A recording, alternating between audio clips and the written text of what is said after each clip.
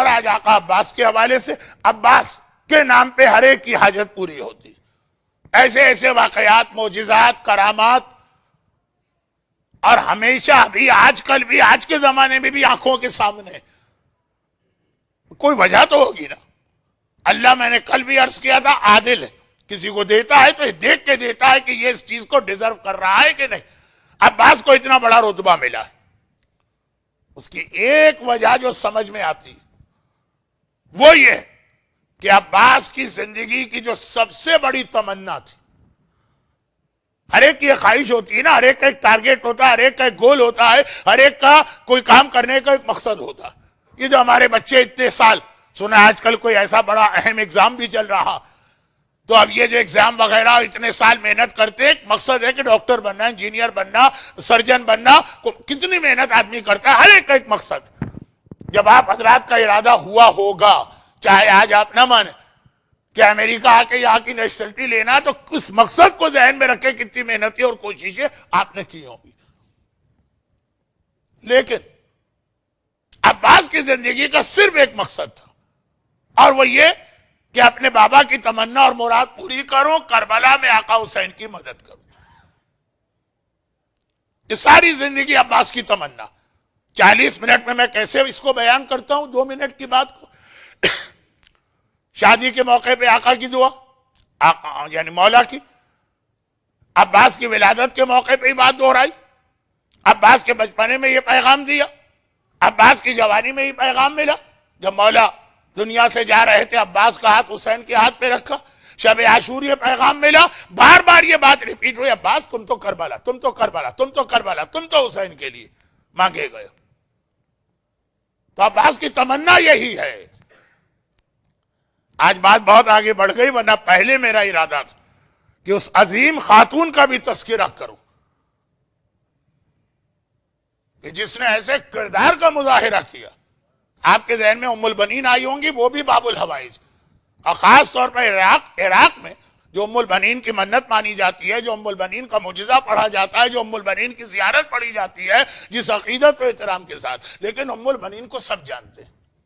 عباس کی بیوہ جناب لبابہ بنت عبید اللہ ابن عباس ابن عبد المطلب، بہت ہی عظیم. ان کا بھی جہاد ہے. وہ ارادہ تھا کہ حضرت عباس کے حالات تو بیان ہوتے ہیں، ذرا سے یہ بھی بتایا جائے کہ ان کے گھر کے اندر کی کیفیت کیا تھی. لیکن آج وقت نہیں رہا. آج کے بعد اگلی میری تقریر بھی چوتھے امام کے بارے میں، تو وہاں تو یہ چوتھے امام ہی کے اتنے حالات ہیں، شاید آخری 2-3 تقاریر میں یہ نامکمل بات وہاں مکمل کروں. آج صرف عباس، ہر جگہ یہ سنا. اور پھر جب کربلا میں وقت آیا، عباس نے حکم حسین پر اپنی تمنا قربان کر دی. اچھا ایک بات بتائیے، ہم اور آپ تو اللہ کا اور امام کا حکم چھوڑ دیتے ہیں. کیوں؟ اپنے ذاتی فائدے کے لیے. شراب میں مزہ آ رہا ہے، وہ امام حرام کہتے رہے، اللہ حرام کہتا رہے، لیکن ہمیں تو یہ مزہ لینا. حرام بیچنے سے ہمیں کیش مل رہا ہے، ڈالر مل رہا ہے، اللہ کہتا رہا، امام کہتے رہے، ہمیں ڈالر چاہیے، نہ اللہ چاہیے، نہ امام چاہیے. یعنی کوئی اپنی زبان سے نہیں کہتا، لیکن ایکشن، باڈی لینگویج وہ بھی تو بتاتی ہے نا. اللہ کہتا رہے، امام کہتے رہے، عباس کہتے رہے، حجاب حجاب حجاب. ہم امام باڑے میں تو حجاب کر لیں گے، اس کے باہر نہیں کر سکتے حجاب. مزہ آتا ہے بے حجابی میں، مزہ ہوتا ہے نا، ورنہ کیوں کرتے بے حجاب؟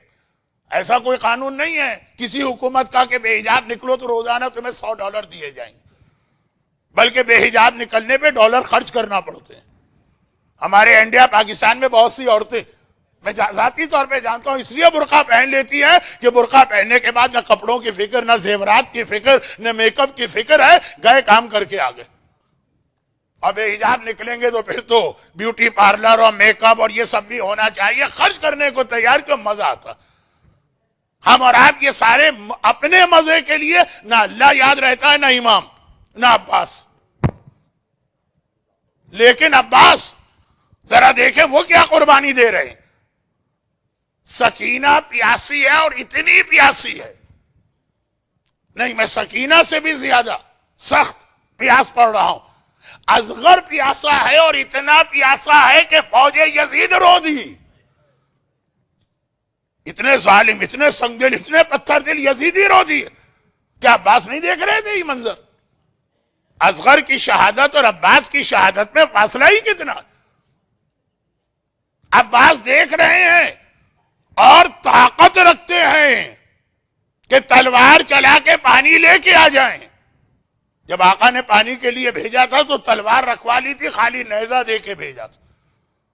اگر عباس کے ہاتھ میں تلوار ہوتی تو ہرملہ کی بھی مجال نہیں تھی کہ تیر چلاتا. اصغر تڑپ رہا ہو، سکینہ تڑپ رہی ہو، بیمار امام سجاد بخار کی کیفیت میں، اور پانی کا ایک قطرہ بھی اس کے گلے سے 3 دن سے نہیں اترا، اور عباس یہ دیکھ رہا. اور عباس کو پتا ہو کہ میرے بابا نے مجھے کیوں مانگا، اور پھر اس لیے وہ خاموش رہے کہ امام کہتے ہیں کہ میں اجازت نہیں دے رہا.